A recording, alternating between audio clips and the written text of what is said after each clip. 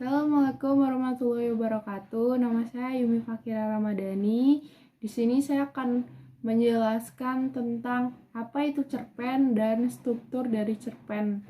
Apa itu cerpen? Cerpen adalah karya sastra yang berbentuk prosa panjang pendek dengan jumlah kalimat yang dibatasi. Biasanya isi cerpen itu berbentuk cerita fiksi.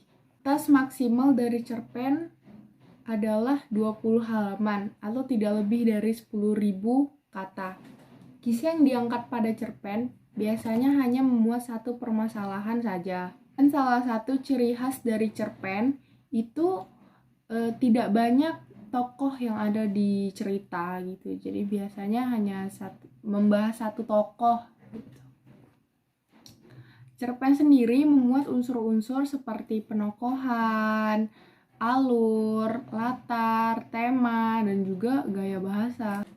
Sebelum kita membuat sebuah cerita, kita juga harus tahu struktur-struktur atau isi-isi yang akan kita bahas di dalam sebuah cerita. Saat akan membuat cerita pendek, penulis harus memahami strukturnya terlebih dahulu. Berikut adalah ulasan terkait beberapa struktur cerita pendek yang harus dipahami.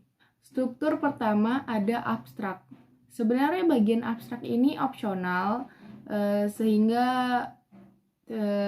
tidak harus ada di dalam cerita pendek.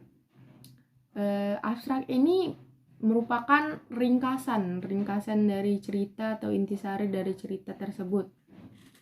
Struktur nomor 2 ada orientasi.